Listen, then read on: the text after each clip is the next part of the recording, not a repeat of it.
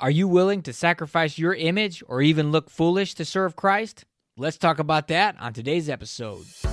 This is the Your Faith at Work podcast, here to help you transform the way you live and work every day.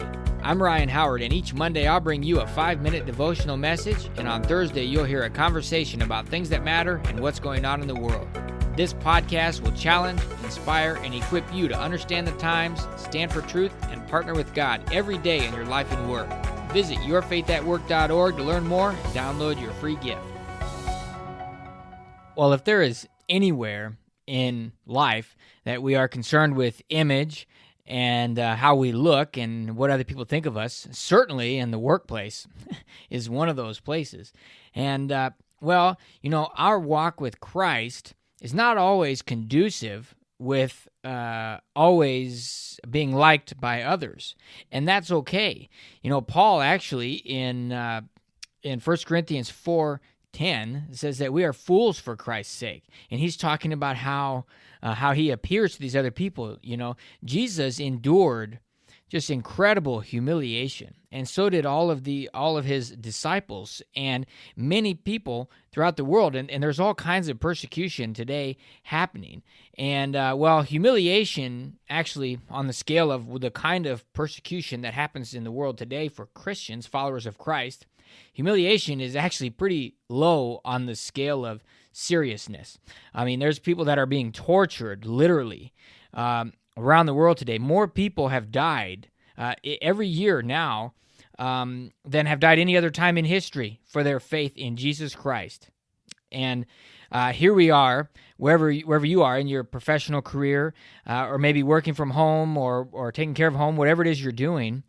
And Christ said that we would share in his sufferings, but what are we really suffering in? Well, depending on where you're at, perhaps it could just be some sort of embarrassment, or it could be some sort of humiliation. But the question really is, are you willing to do that? Or are you backing off and backing down when that opportunity comes? Now, one way that I like to think about this is, imagine somebody that really respects you, that you respect, and you have this mutual respect, great relationship, and you admire them and care what they think. But imagine they found out something about you, about your service to Christ, or something that you believed about God, or that you believe in biblical prophecy, or whatever it is that you're serving God in some way, and they were ashamed of that, or they just kind of thought, "What? How can you think of that? How can you believe that?" And they just lost respect for you. How would you feel? What would that do to you? Would it bother you? Well, it's worth it. It's not that you got to chase that and go after that and cause that on purpose, but I will say it's worth thinking about that, because that God can use that reflection to bring to the surface something that you need to let him deal with. And that certainly has happened to me. And sometimes you kind of get thrown in the middle of it, but you got to make up your mind beforehand that you don't care. But the thing is, I've also gone too far past it, where it can turn into kind of arrogance, where I just don't care what you think and all this and that. But there's a godly way to do it and an ungodly way to do it. And so we need to stay in tune with the Spirit. I talk about those high levels of intimacy with the Lord so that we don't go too far past that. Now, we want to be completely not attached to the opinions of others. And so, of course, we've got to manage those when it comes to a career and that sort of thing, but there's a line there. There's a line where we don't cross that, If you think about in your career, you've got performance, you've got image, and you've got exposure. Those are three things that you need to be concerned with if you're trying to manage a career, but those all need to be done in a godly way.